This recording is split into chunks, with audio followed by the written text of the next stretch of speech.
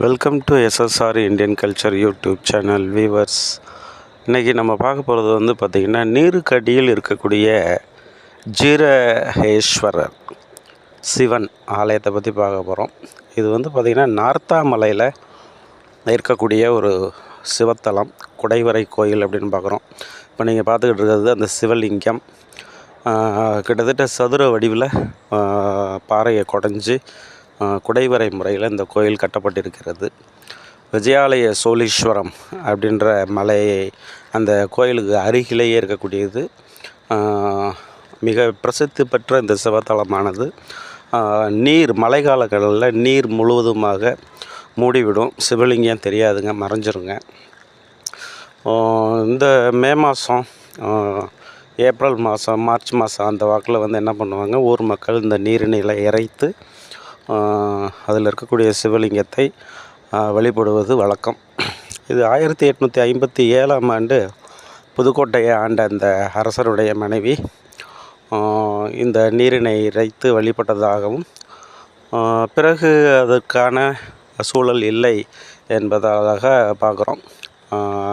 இங்கே இருக்கக்கூடிய ஒரு டயட்டிஸ், அங்கே உள்ள பூசாரி ஒருத்தர் சொல்லும் பொழுது சொல்கிறார், ஒரு 48 இயர்ஸ் அப்புறமேலு இப்போ தான் வந்து நீரினை இறைத்து சில ஆண்டுகளாக பூஜைகள் நடைபெற்று வருகிறது அப்படின்னு சொல்கிறாருங்க.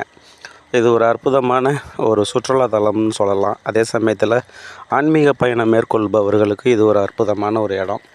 ஏன்னா இந்த மலையை சுற்றி வந்து பார்த்திங்கன்னா நாரதர் மலை அப்படின்னு சொல்கிறாங்க, கடம்பர் மலை அப்படின்னு சொல்கிறாங்க, பறையர் மலை அப்படின்னு கோயிலை பற்றி சொல்லுங்கள். சிவபெருமான் சிவலிங்கம் சிவலிங்கம்னு சொல்லுவான். சரி, சிவலிங்கம் ஒரு 48 வருஷம் தண்ணி இறைக்காம இருந்துச்சு. 48 வருஷம் தண்ணி இறைக்கல.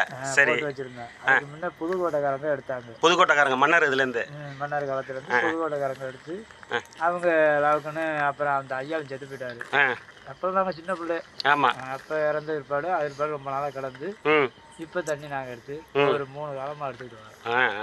3 காலமாக இருந்தால் எடுத்து இப்போ மக்கள் எல்லாத்தையும் காட்டுறோம். வராங்க. இப்போ மக்கள் அதிகமாக வராங்களா? எப்பாலும் ஒரு திருப்பி வருவாங்க. சரி, இதோட பொறிப்புகள், கல்வெட்டு பொறிப்புகள் எங்கே இருக்குது? இந்த இதுக்கு நேரம் மேலே, இதுக்கு மேலே, சிவலிங்கத்துக்கு மேலே நேராக.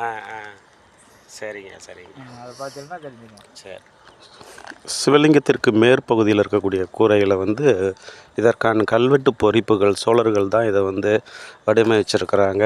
முத்திரையர்கள் வந்து இதை வந்து வழிபட்டிருக்கிறாங்க, வடிவமைச்சிருக்கிறாங்க சில அரசர்கள்லாம் அப்படின்றத பொறிப்புகள் மேல் பகுதியில் காணப்படுகிறது. அந்த வரம்பு இருக்கக்கூடிய இடத்துல தான் வந்து பார்த்திங்கன்னா ஃபுல்லாக நீர் வந்து மழைக்கால கட்டத்தில் நிரம்பியிருக்கும். இப்போ பார்க்குறது அந்த கண்மாய், பக்கத்தில் இருக்கக்கூடிய கண்மாய். ஸோ சிவலிங்கத்தை வெளிப்புறத்தில் இருந்து பார்க்கும் பொழுது அந்த சதுர வடிவில் பாருங்கள், மேலேருந்து பார்க்குறது நல்லா தெளிவாக தெரியுதுங்க. ஸோ இதுதான் கல்வெட்டு. சோழர்கள் காலத்தில் செதுக்கப்பட்ட ஒரு அற்புதமான ஒரு கல்வெட்டை தான் நீங்கள் பார்த்துட்ருக்குறீங்க. இது கல்வெட்டு பொறிப்பு பற்றி படிக்கக்கூடிய ஆராய்ச்சி மாணவர்களுக்கு பயனுள்ளதாக இருக்கும்னு நான் நினைக்கிறேன். ஸோ இதற்கு மேலே ஒரு 500 மீட்டருக்கு மேலே விஜயாலய சோழீஸ்வரம் அப்படின்னு சொல்லக்கூடிய அந்த அற்புதமான திராவிட பாணியிலான கட்டிடக்கலையானது மிக அற்புதமாக இருக்குது. இப்போ நீங்கள் பார்த்துக்கிட்டு இருக்கிறது வந்து விஜயாலய சோழீஸ்வரம்னு சொல்லக்கூடியது. ஜஸ்ட்டு ஒரு 200 மீட்டர்ஸ் அதுக்கு மேலே அந்த சிவபெருமான் நீருக்கடியில் இருக்கக்கூடிய, சிவலிங்கம் நீருக்கடியில் இருக்கக்கூடிய பகுதியினுடைய மேல்புறத்தில் இருக்கிறது. அதனுடைய தோற்றத்தை தான் இப்போ நீங்கள் பார்த்துக்கிட்டு இருக்கிறீங்க.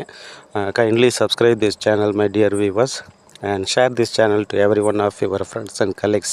வாழ்க வளமுடன்.